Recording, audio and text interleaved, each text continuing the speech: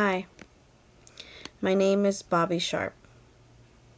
I'm an African American who is 47 years old and lives in a small western town. I'm currently in National Guard and I served in the Army after I completed high school. I live with my wife, Vivian, who grew up with me. We lived in the same neighborhood. I have two children, Marcy, who is 23, and Caleb, who is 14. Unfortunately, my son has cerebral palsy. I married my wife within a year of our relationship, and I had my daughter a year after that. After the military, I started working as a heating and air conditioner technician. My friend from high school got me that job. I learned a lot pretty quickly. This helped me while my first child was born because I was able to allow my wife to stay home with my child and be the sole provider for both of them. She has a sister who she would help because she was a single mother and would help her with taking care of her children while she worked. Unfortunately, my father got into an automobile accident and had to miss work for 6 months. Vivian and I decided to provide some financial aid to my mother and my younger siblings. This led to money being tight, as we had others to support for now. I feared that I would lose my home, and I hated it because Vivian and I take pride into our home. That's when I decided to join the Army National Guard. This would help me financially to bring extra money to the house. Plus, I truly enjoyed the friendships that I know I would create. This truly helped me with stabilizing financially. When my daughter Marcy started school, Vivian was able to get a job in the cafeteria. At my daughter's school, this helped start a college fund for our daughter. The life I've created sometimes reminds me of my own home and my family. We were very united when I was growing up. My grandmother lived with us and helped take care of us. Our uncles and aunts lived close by, and Grandma always made sure that our house was running smoothly. I learned how to work hard through my parents. They showed me how to truly be hard workers and take pride in that. On the other hand, Vivian, who grew up a few blocks away from me, lost her father a few months prior to her being born. Her mother had to work 2 jobs to take care of her and her sister. It was very hard for her to get help from anyone. Their grandmother, so Vivian's grandmother, also had 2 jobs and could not help. Luckily, she had godparents who could not have children of their own and were happy to have Vivian.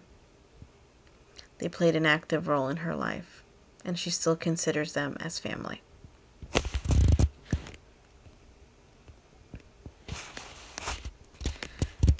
I guess a little bit more about me is that I've had 2 deployments. One was in Iraq in 2004, and the other one in Afghanistan in 2010. My tour in Iraq wasn't that bad. I had minor injuries while I was there. I was injured by shrapnel, my last week of being there, and I had to spend 2 weeks in the hospital at home.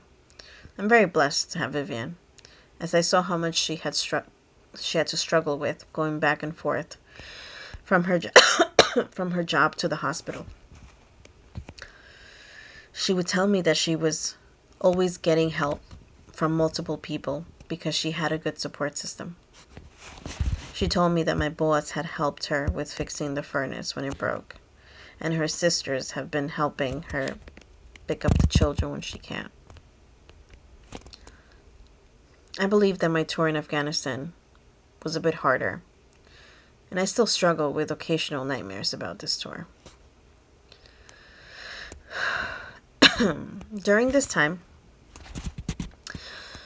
it was difficult for me because my grandmother had a stroke 2 years prior to my deployment.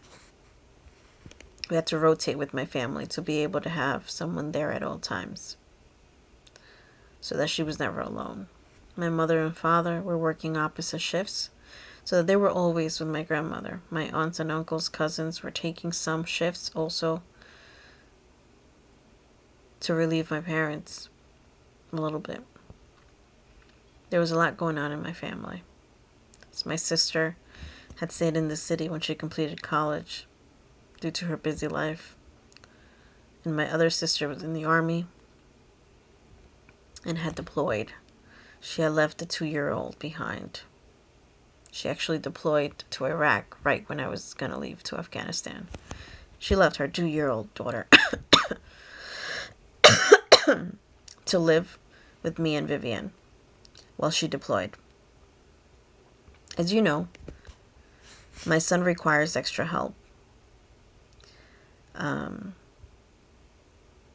My wife accepted a supervisory position in the school department lunch program, but this caused more stress for her because of the responsibilities.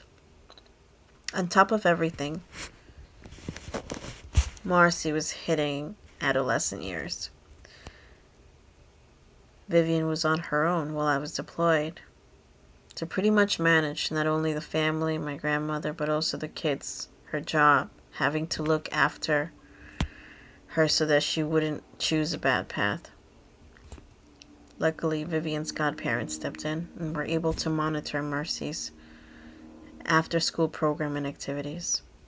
During this time, our family's church provided groups of support for Marcy because of the emotional stress of not knowing where I was,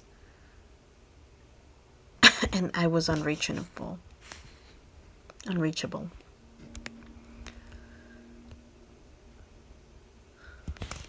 This not only caused stress for Marcy, but also to my whole family.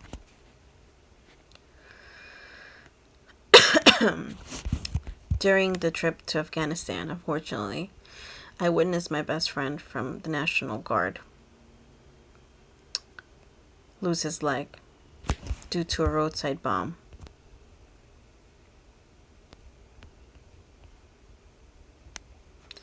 I don't know how we couldn't see it. It just happened. And I don't know why I was left alive after so many people lost their lives.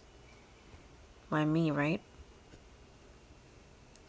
My family didn't understand that when I came home after seeing this, I just wanted to be left alone. They were ready to pick up right where I left off. But I wasn't. I had seen stuff. I couldn't tell them that. They didn't understand that I needed some time alone. My wife told me that she did some research on the internet about my nightmares. Did I not tell you I started having nightmares? And decided to give me some space. I started going for long walks, which was somewhat concerning to her apparently, and spent a lot of time with the new puppy. I wasn't ready to talk about it until about 4 months later, when I realized I was ready. I knew that I was having some difficulty managing my feelings, but I'm glad this didn't go farther, especially to the point where it's affecting my family. Thank God.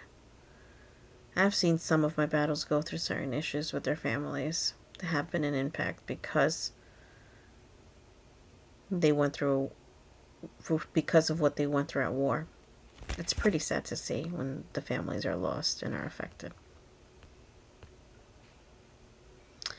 After everything was said and done,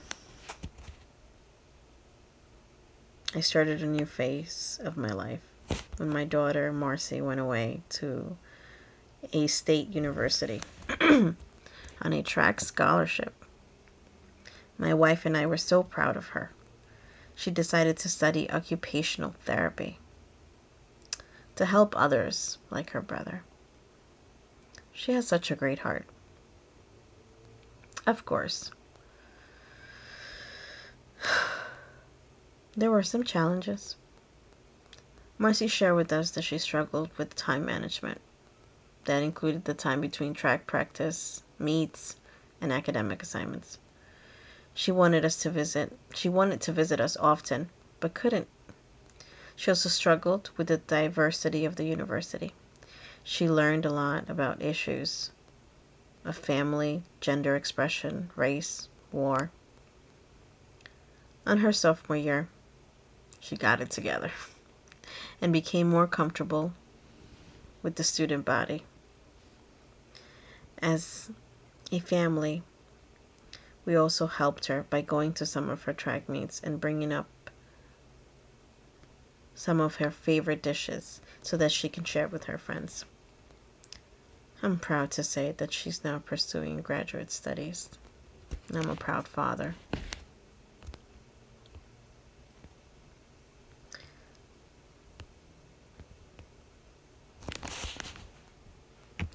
I would say that some of the issues that I've had are regarding my deployment and not being ready to talk about it, not seeking help when I should have, having familial issues as well as financial issues throughout my life caused an impact. Having to make the choices to stay away from my family, as I know that entering the military would cause deployment. Being away from them was a choice I had to make, which was a problem. I guess some of my strengths, I learned to take long walks, and I used my new puppy as a form of distraction, so it could help me manage my own thoughts. Going on walks was truly helpful because it helped me clear my mind and organize my thinking, period. I wish others could understand a little bit more.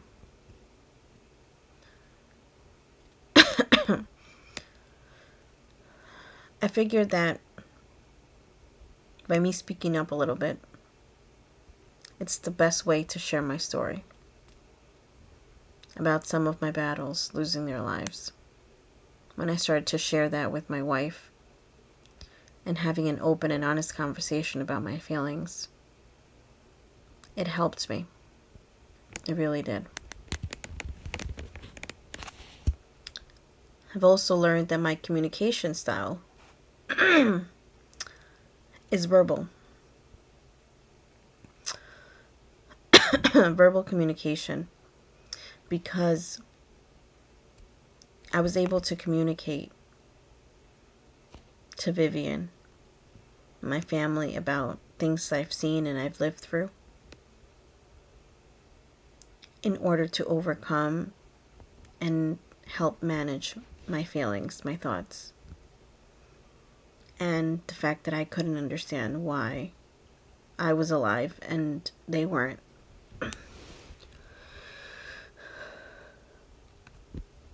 I also have nonverbal communication, because at first it was hard for me to admit that there were some underlying issues that I wasn't ready to address. So shutting down was a way that I communicated that things were not okay.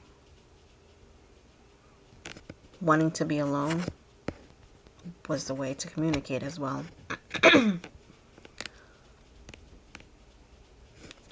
Therefore, I learned that the best way to communicate is to be able to use my words and say what I'm actually feeling and what I'm going through, so that I'm not alone. Thank you.